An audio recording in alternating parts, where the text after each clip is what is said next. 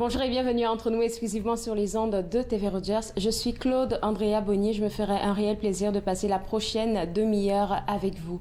Aujourd'hui à l'émission, nous allons connaître le nouveau fonctionnement de l'Association canadienne pour la santé mentale avec sa directrice Dania Versailles qui sera avec nous dans les prochaines minutes. On va aussi découvrir comment le service de garde, la maisonnée de l'organisme Grandir Ensemble fonctionne. Et tout de suite pour commencer, on va s'intéresser à la 4e édition de la levée de fonds intitulée Le thé des Sophie. On est à la 4e édition et pour en parler, Madame Nassila Sellal, qui est la directrice du Centre Espoir Sophie. Et j'aimerais dire que vraiment, je pense que c'est un gros défi pour vous parce que tout va se faire virtuellement pour cette année. Oui, bonjour. Merci de nous recevoir. Oui, tout à fait. Cette année, ça va être un grand défi. D'une part parce qu'on a toujours des besoins qui sont malheureusement plus importants. Et d'autre part parce que ça va être un thé des Sophies virtuel, donc un gros défi technique pour nous. Alors, comment vous êtes organisé pour préparer cette levée de fonds-là, qui est vraiment la seule même que vous faites annuellement? Oui, alors en fait, c'est une levée de fonds que nous organisons, vous l'avez dit, depuis 4 ans, grâce à des femmes engagées francophones de la ville d'Ottawa qui se mobilisent autour du Cercle des Sophies, qui est présidé par Madeleine Meyer. Et en fait, on va avec le cercle pour organiser le thé. Et l'objectif du thé est d'une part de continuer à offrir un 5e repas à nos clients pendant la semaine et puis d'augmenter les services qui sont essentiels à transformer la vie des femmes qui fréquentent le Centre Espoir Sophie. Et quand on parle de services essentiels, pour que le monde puisse se rendre compte de l'importance de cet événement-là, à quoi est-ce qu'on fait allusion? En fait, tous les jours de la semaine, nous accueillons des femmes qui viennent au centre pour avoir un repas chaud qui est cuisiné 3 fois par semaine par notre chef. Nous avons également une banque alimentaire 1 fois par semaine. Nous avons un dépannage vestimentaire. Nous proposons également un appui administratif ou du soutien qui est réalisé par notre intervenante à l'accueil. Et nous avons également la possibilité d'accéder à des ordinateurs, à une connexion Internet, une douche ou encore une buanderie. Alors là, c'est vraiment, comme vous l'avez mentionné, des services essentiels. Mais moi, ce que j'ai retenu, c'est le dépannage vestimentaire. Est-ce que vous pensez que, surtout en ce moment-là, des personnes qui ont du linge en trop peuvent vous l'apporter? Oui, tout à fait. Des personnes peuvent tout à fait nous apporter du linge chaud, notamment des manteaux et des chaussures destinées à l'hiver. Nous demandons simplement à ce qu'elles soient nettoyées, lavées à la maison et emballées avant de nous les apporter pour limiter les risques. Parce que ça va servir à des personnes comme nous, donc il faudrait en prendre soin avant de les remettre. Alors, le thé de Sophie, 4e édition, c'est ce dimanche 22, pendant 1 heure, de 16h à 17h. C'est quoi le programme? Ça sera quoi? Comment ça va se passer?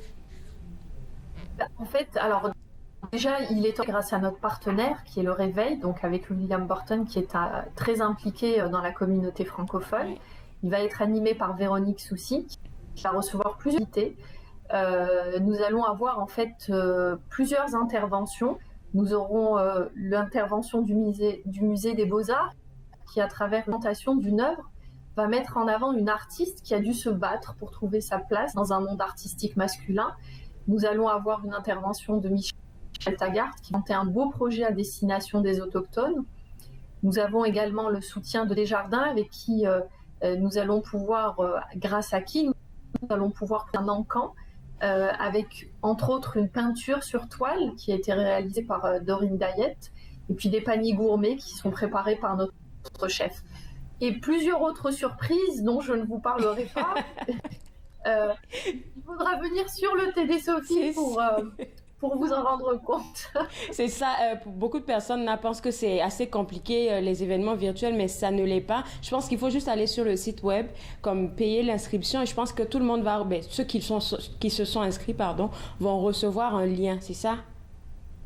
C'est exactement ça. Il suffit de se rendre sur notre page Facebook ou sur notre site web, et vous aurez toutes les explications pour acheter le billet et pour vous connecter le jour J.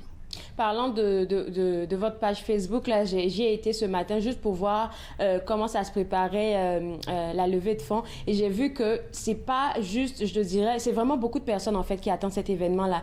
Même si c'est virtuel, je pense que ça, c'est encourageant. Ah oui, mais complètement, complètement. Comme je le disais, il y a plusieurs femmes de la ville d'Ottawa qui sont fortement engagées, qui défendent la cause des femmes, et particulièrement celles des plus démunies, et qui se mobilisent autour de cette levée de fonds tous les ans. Alors moi, ce que je vais vous souhaiter, c'est bonne chance. Je croise les doigts pour que vous puissiez atteindre votre objectif pour cette année. Bonne chance. Merci et merci pour votre soutien. Bonne journée. Au revoir. Au revoir. Alors, pour vous autres à la maison, pour vous procurer les billets ou même pour apporter un soutien quelconque au Centre Espoir Sophie, vous êtes invité à visiter le www.centreespoirsophie.org, surtout pour prendre vos billets pour participer à l'événement virtuel qui s'en vient pour le dimanche 22 de 16h à 17h. Dans notre chronique, oui, achetons local, on vous présente cette petite vidéo-là afin que vous puissiez vous rendre compte des entreprises locales qui sont ouvertes et qui vous offrent des services. Regardez ça.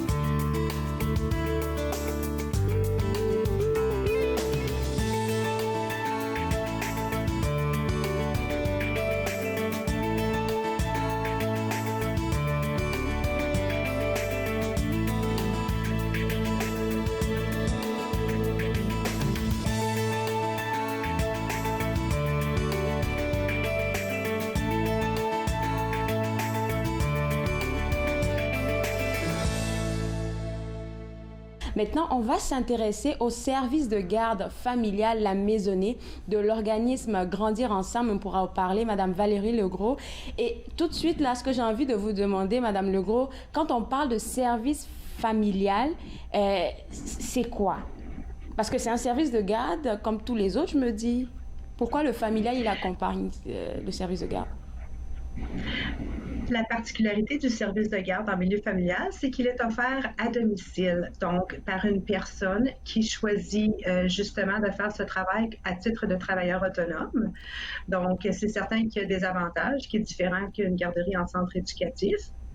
Donc, c'est des plus petits groupes, c'est une ambiance familiale. C'est comme si l'enfant faisait partie de la famille, de la responsable de garde. On sait que la fratrie peut tous aller au même endroit. Il y a également une continuité aussi. On suit le même enfant là, tout le temps de sa petite enfance, même plutôt que de changer, par exemple, d'éducatrice à chaque mois de septembre. J'ai également une flexibilité au niveau du milieu familial. Donc, plusieurs offrent de la garde flexible, que ce soit en soirée, en nuit, en fin de semaine, pour des parents qui ont besoin justement de ces horaires-là. Je pensais que vous aviez une définition plus particulière, mais je pense que ça va venir tout au long de notre conversation parce que ce genre de service de garde familiale, j'en ai déjà rencontré. Mes neveux même fréquentent un service de garde pareil, mais il y a une distinction entre le service de garde familiale réglementé et celui qui n'est pas réglementé. C'est quoi la différence? Effectivement. Donc, dans le service non réglementé, c'est un travailleur autonome qui offre son service de garde à domicile, qui a le droit d'accueillir jusqu'à 5 enfants, mais n'est affiliée à aucune agence. Elle n'est pas tenue à aucune réglementation, sauf le ratio que je viens de mentionner. Il n'y a pas d'inspections qui sont effectuées non plus, sauf s'il y a une plainte au niveau du ministère de l'Éducation. Tandis que dans le milieu familial réglementé, là, on parle de vraiment sous la tutelle du ministère de l'Éducation. Donc, par exemple, nous, la Maisonnée comme agence de garde en milieu familial, on a permis d'opération du ministère de l'Éducation de l'Ontario et les responsables de garde qui sont affiliés avec nous se doivent de respecter la loi sur la garde d'enfants et la petite enfance qui inclut plein de facettes, que ce soit santé, sécurité, programmes éducatifs, etc., formation même. Donc, quand on va sélectionner une personne pour travailler en milieu réglementé, on va faire la vérification des antécédents judiciaires pour le secteur vulnérable, pour tous les adultes qui résident dans le foyer, vérification des vaccins, entrevues, etc. On offre la formation aussi. Le cours de secourisme est exigé aux 3 ans. Puis, les personnes ont aussi accès à du perfectionnement professionnel. Il y a des inspections qui sont faites de façon non annoncée là, par l'agence. Donc, une inspection complète aux 3 mois, puis des visites de soutien entre-temps, là, une fois par mois. Donc, la responsable de garde, à ce moment-là, elle a accès à du prédicament, de matériel, des ressources, du soutien, puis l'accès aussi à contacter l'agence 24 heures sur 24 s'il arrive une urgence, avec un numéro d'urgence, justement. Donc, le parent qui va fréquenter le milieu réglementé a accès aussi à la subvention pour la garde d'enfants. Oh, ça c'est une bonne nouvelle. Vous avez accroché là maintenant le mot, je pense. Parce que oui, je pense que finalement, vu comment vous le définissez, le service de garde réglementé familial, en tout cas, c'est celui-là qui devrait être préféré par tout le monde parce que là, il y a de l'inspection. On se fait sûr que les personnes qui sont là sont habilitées à prendre soin de nos enfants. Donc, je pense que ça serait préférable pour chaque parent d'y penser.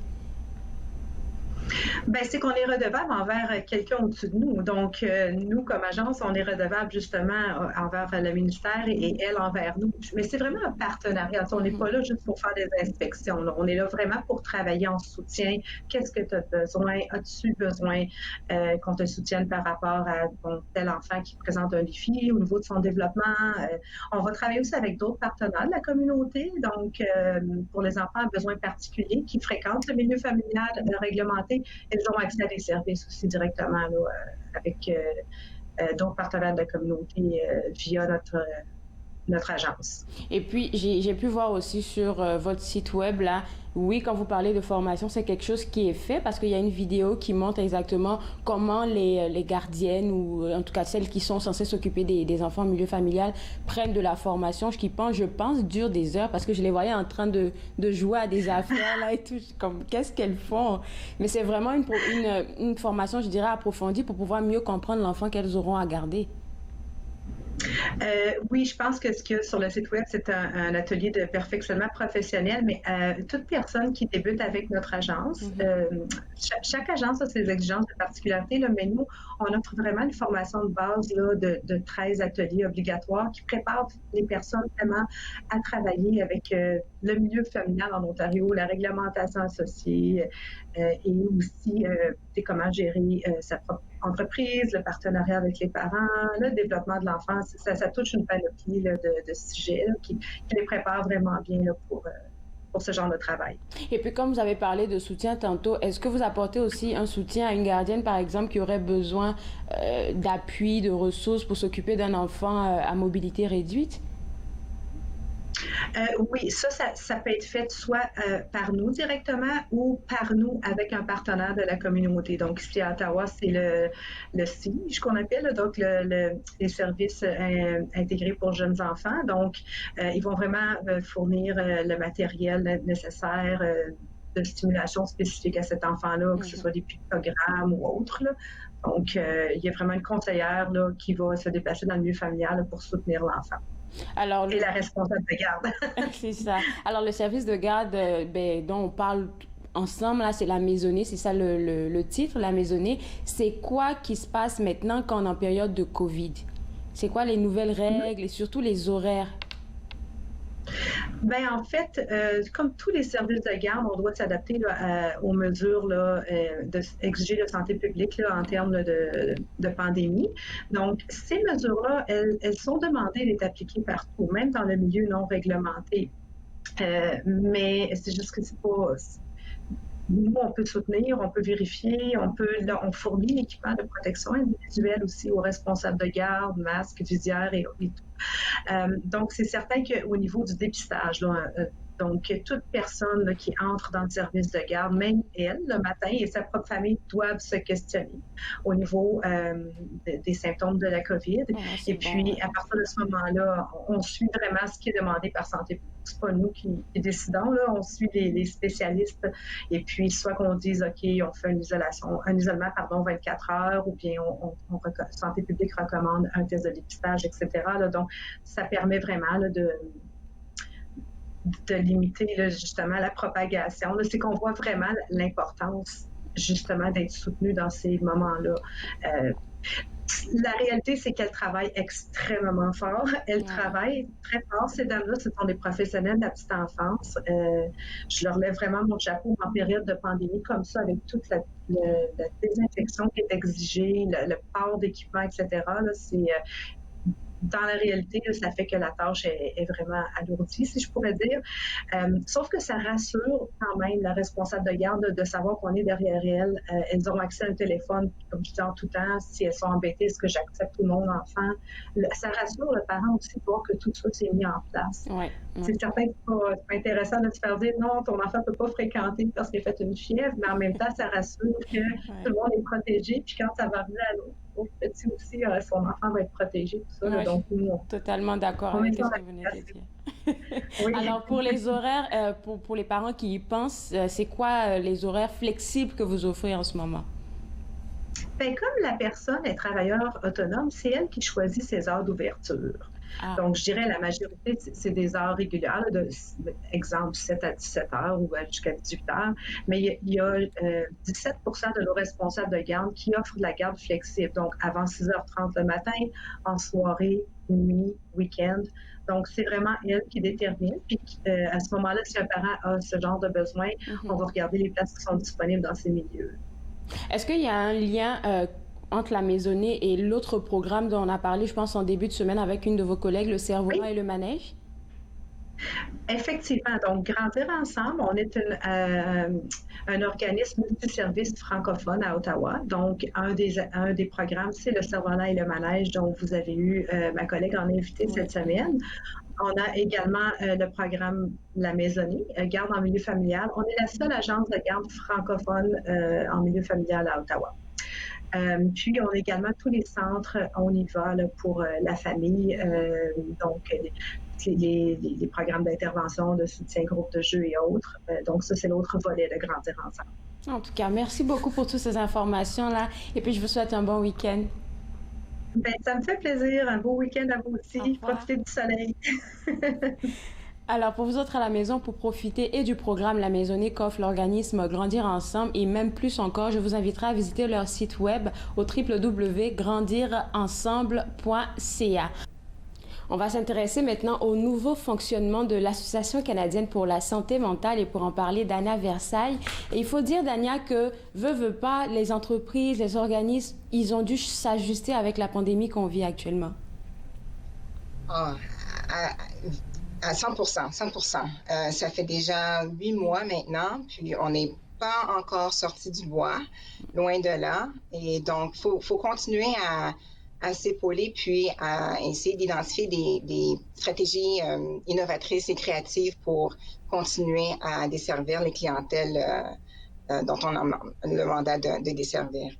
Comme les autres organismes, chez nous, on a établi notre équipe de réponse, notre équipe de gestion de risque dès le départ, avec notre centre de commande pour décentraliser nos opérations et pour pouvoir mieux appuyer notre clientèle et surtout notre personnel, qui sont des travailleurs désignés essentiels, comme étant essentiels. Donc, vous savez, COVID a apporté beaucoup de négatifs, beaucoup de défis, mais il y a aussi des belles découvertes qui ont souligné notre caractère de force puis notre résilience.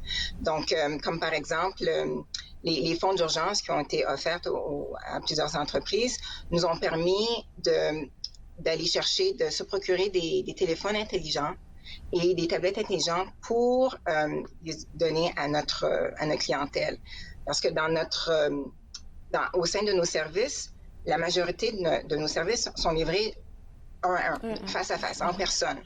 Donc, évidemment, avec la distanciation physique, il a fallu vraiment trouver des moyens technologiques pour pouvoir communiquer de façon continue et soutenue et aussi pour pouvoir continuer à aider notre clientèle à accéder à des services communautaires qui continuaient d'exister, mais sous différentes formes. Oui.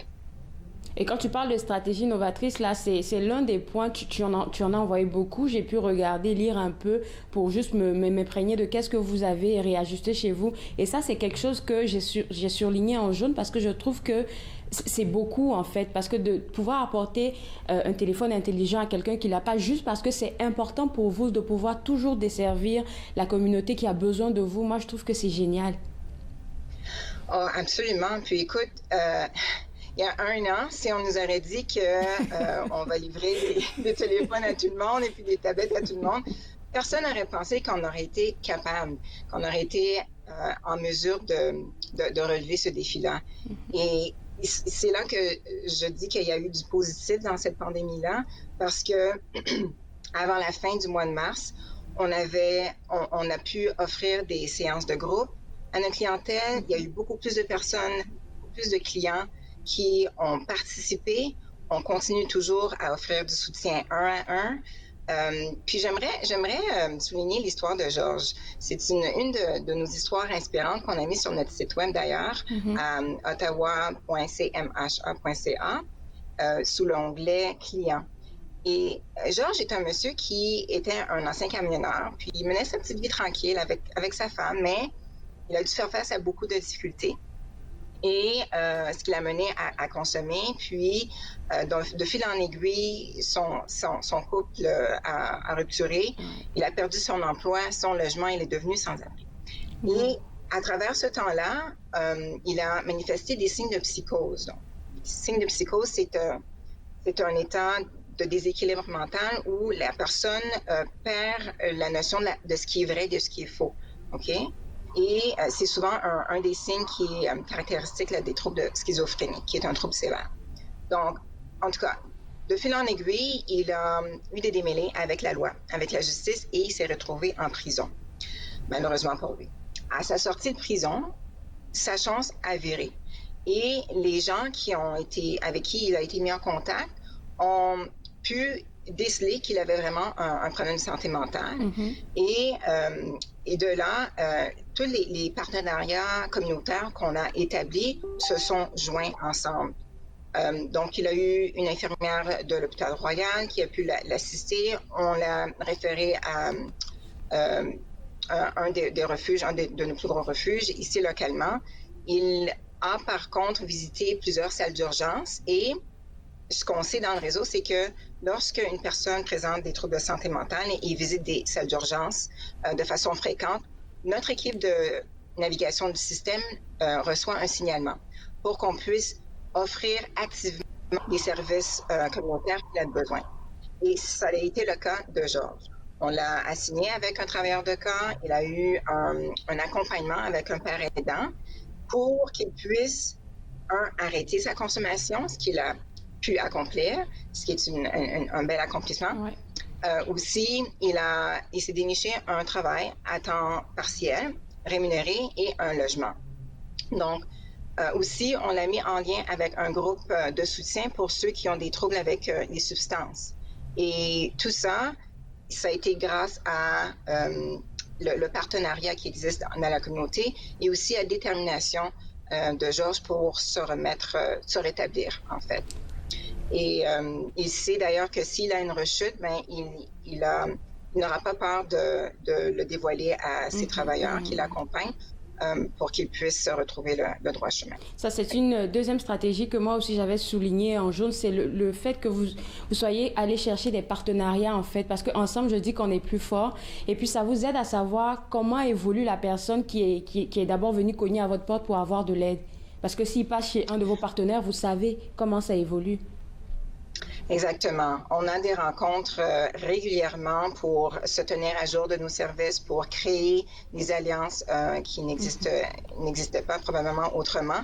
Puis aussi, j'aimerais souligner le partenariat qu'on a avec la Cour.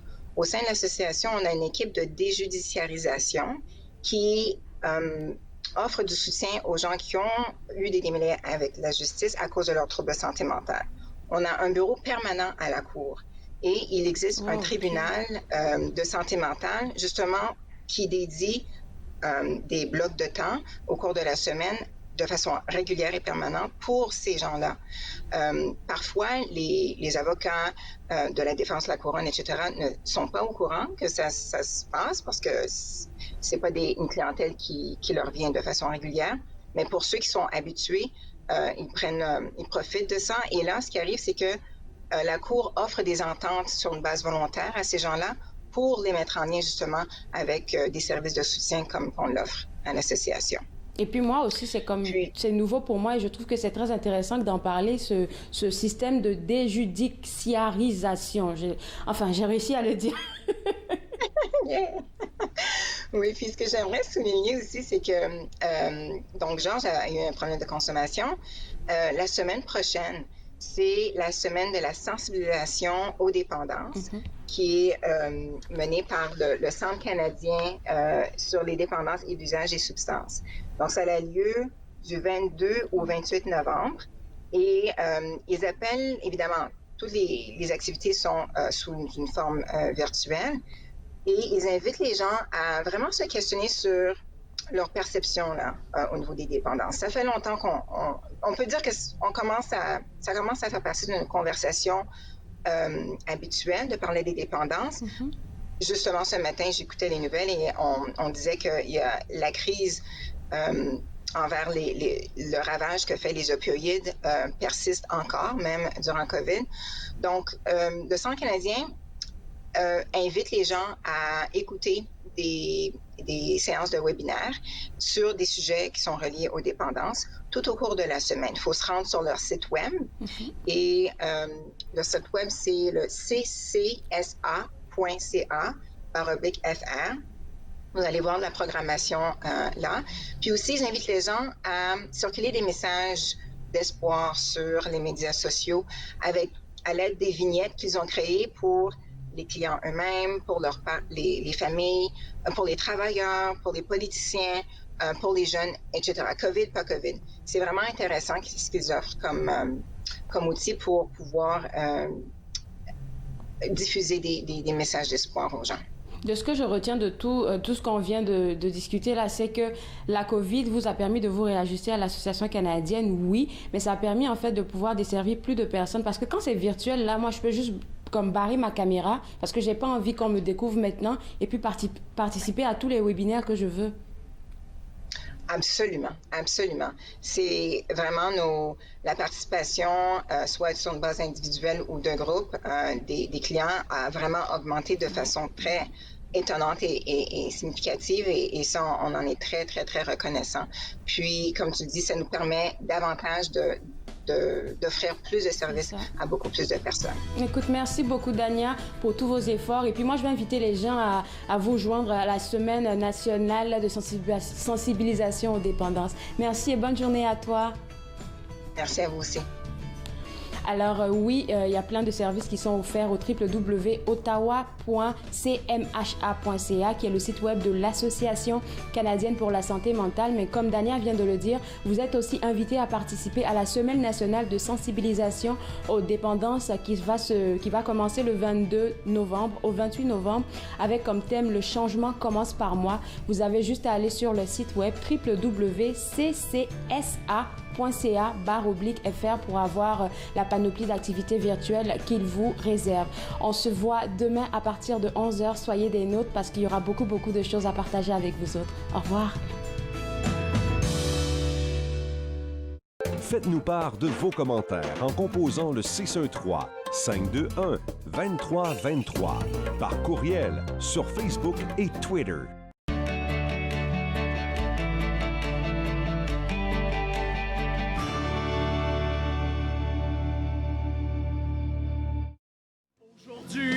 À l'émission Court-Circuit, on découvre le projet Vache, un théâtre musical de création in vivo à découvrir absolument.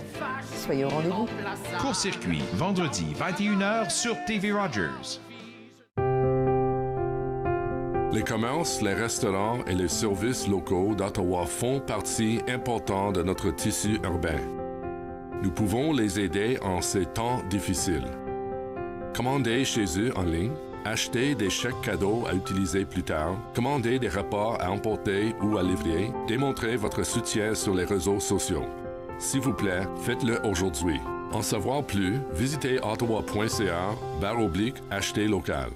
À Encore Jeune, on rencontre des gens qui enseignent à d'autres gens, des gens qualifiés également. C'est le cas de Dr. Lynn Pitt. Encore Jeune, dimanche 19h sur TV Rogers.